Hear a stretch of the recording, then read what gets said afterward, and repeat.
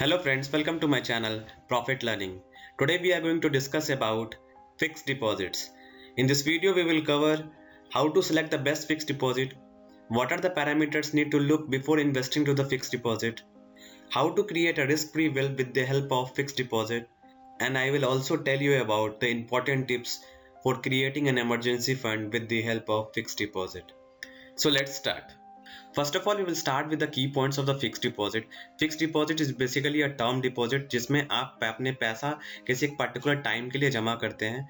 वो extremely safe investment माना जाता है क्योंकि इसमें आपको गारंटेड रिटर्न मिलता है. जो भी आपको इंटरेस्ट रेट आपको इसमें निर्धारित होता है वो आपको कंप्लीट मैच्योरिटी पीरियड के लिए सेम रहता है. जो भी आप इंटरेस्ट अर्न करते हैं वो quarterly, cumulative, monthly depending upon the type of fix deposit you have chosen, आपको इंटरेस्ट उसमें ऐड होते जाएगा. फिक्स डिपॉजिट आपको banking institutions, non banking institutions दोनों ही प्रोवाइड करते हैं. बैंकिंग इंस्टीट्यूशंस में तो आपको अगर इंटरनेट बैंकिंग आपके पास है तो आप इजीली ऑनलाइन अपनी फिक्स डिपॉजिट खुलवा सकते हैं, और नॉन बैंकिंग इंस्टीट्यूशंस में भी आप अपनी अकाउंट बनाकर फिक्स डिपॉजिट खोल सकते हैं. दोनों ही प्रोसेस ऑनलाइन काफ़ी ईजी होते हैं. आप ऑफलाइन भी आप बैंकिंग इंस्टीट्यूशन या नॉन बैंकिंग इंस्टीट्यूशंस विजिट करके भी आप अपनी एफडीज खुलवा सकते हैं. फिक्स डिपॉजिट में इस बात का ध्यान रखें कि इसमें आप जो भी टर्म यूज़ कर रहे हैं, जैसे एक पर्टिकुलर टाइम ऑफ हॉराइजन के लिए अगर 1 ईयर के लिए आप एफडी कर रहे हैं तो 1 ईयर के लिए आपका लॉक इन रहेगा. एक टर्म डिपॉजिट है, एक पर्टिकुलर टाइम के साथ अपना पैसा डाल रहे हो आप, उस टाइम के लिए वो मैच्योरिटी अमाउंट जब तक नहीं होता है तब तक आप उसको नहीं निकाल सकते. अगर आपको इमरजेंसी केसेस में ज़रूरत पड़ती है तो आप निकाल भी सकते हैं, लेकिन यू नीड टू पे 1% around penalty for the same. Fix deposit 10 year. अब फिक्स डिपॉजिट 10 ईयर आप देखोगे, जैसा मैंने बताया कि आपको एफडी बैंकिंग और नॉन बैंकिंग इंस्टीट्यूशंस देते हैं, जिसका इंटरेस्ट या 10 ईयर जो भी होगा वो सब बैंक टू बैंक डिफर करता है. जैसे आपका बहुत सारे नॉन बैंकिंग इंस्टीट्यूशंस आपको 7 डेज से स्टार्ट करते हैं, बहुत सारे आपको बैंकिंग इंस्टीट्यूशन भी 7 डेज से आपको एफडी देना चालू कर देंगे, जिसका मिनिमम इन्वेस्टमेंट आप 100 रुपीज़ से स्टार्ट कर सकते हैं. बहुत लोग के 1000 रुपीज़ भी होती है, तो ये बैंक टू बैंक डिफर करता है. और if you have invested in tax saving FD तो आपका 5 साल का इसमें लॉक इन होता है, आप 5 साल से पहले नहीं निकाल सकते हैं. टैक्स सेविंग एफडी मीन्स आप 80C के अंदर इसको आप बुक कर सकते हैं. अगर आप 5 साल के लिए इन्वेस्टेड हैं, आप सेकेंड ईयर से ही आप अपना इसमें क्लेम कर सकते हैं, लेकिन इस बात का ध्यान रखें कि आप उसको निकाल नहीं सकते. अगर आप निकालेंगे तो आप सेक्शन 80C में आप बुक नहीं कर पाएंगे उसको. इसलिए टैक्स सेविंग एफडी में आपका 5 साल का लॉक इन होता है.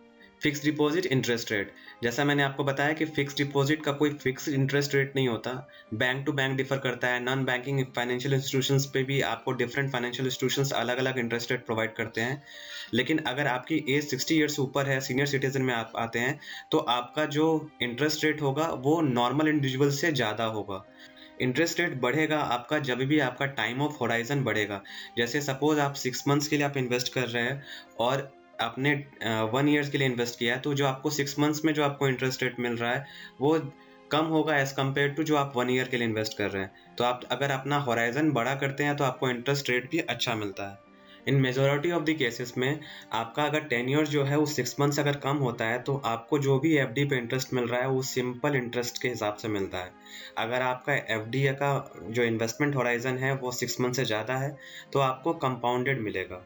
जो कंपाउंडेड की जो फ्रीक्वेंसी होती है वो डिपेंड करती है कि टाइप ऑफ आप क्या चूज़ कर रहे हो. बहुत लोग क्वार्टरली भी कंपाउंड करते हैं, बहुत लोग हाफ ईयरली करते हैं, और बहुत लोग एनुअली भी करते हैं. Depending upon your investment horizon वो कंपाउंडेड भी होता है.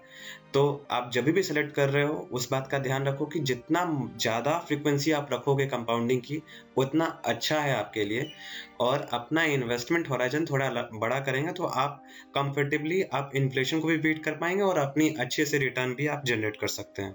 इसमें एक और ऑप्शन होता है जैसे मंथली इंटरेस्ट पे आउट ऑप्शन, जिसमें आपको रेगुलर इंटरवल पे आपको पैसा मिलते रहेगा. ये जनरली वो लोग करते हैं जिनको टाइम टू टाइम पैसा चाहिए होता है, तो वो इंटरेस्ट पेड आउट ऑप्शन भी चूज कर सकते हैं, जो क्वार्टरली और हाफ ईयरली के हिसाब से उसको जितना भी इंटरेस्ट एक्यूमुलेट हो रहा है वो पे आउट हो जाए.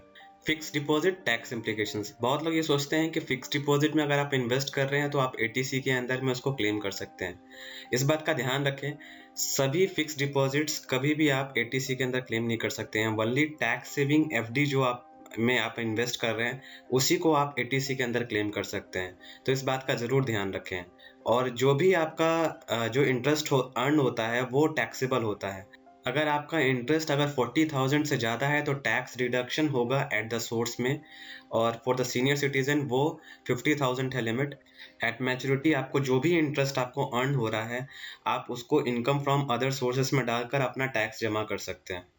अब हम लोग क्विकली देखेंगे कि कितने टाइप्स ऑफ एफडी अवेलेबल होते हैं मार्केट में जो जनरली हम लोग देखते हैं।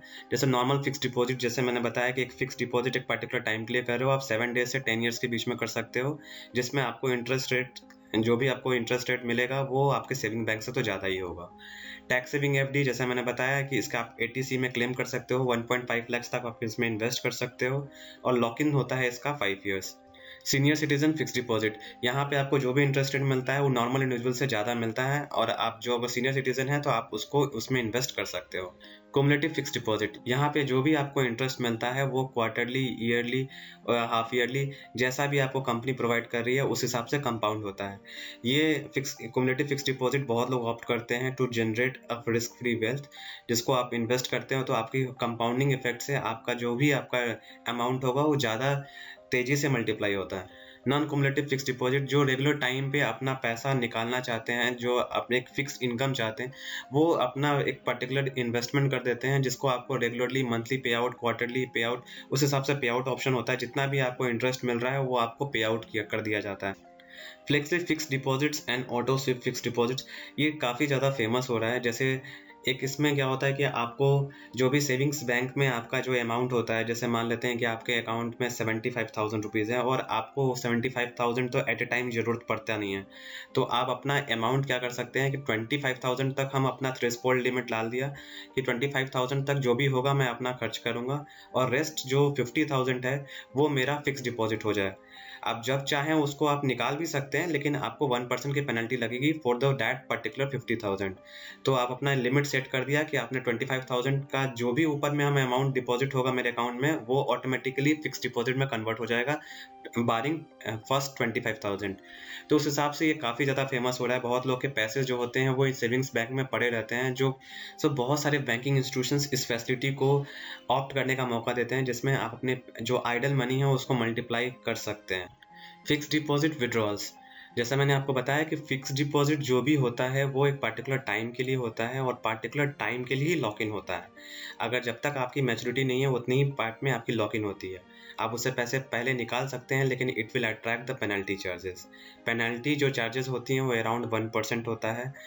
बहुत सारे banking and non banking institutions आपको रोलिंग ओवर और रिन्यूइंग एफडी का ऑप्शंस देते हैं, जिसमें क्या होता है कि आपका प्रिंसिपल रोल ओवर ऑप्शन होता है। जैसे आपने कोई भी एफडी किया है 1 साल के लिए, तो 1 साल के बाद क्या होगा कि आपका जो भी जितना भी आपका इंटरेस्ट एक्यूमुलेट हुआ है वो आपको अकाउंट में क्रेडिट कर दिया जाएगा, और जितना भी आपका प्रिंसिपल अमाउंट है वो री इन्वेस्ट कर दिया जाएगा for the next 1 year, same 10 year के लिए, और आपको जो भी एग्जिस्टिंग रेट ऑफ इंटरेस्ट उस टाइम चल रहा होगा कंपनी का उस हिसाब से वो इन्वेस्ट हो जाएगा।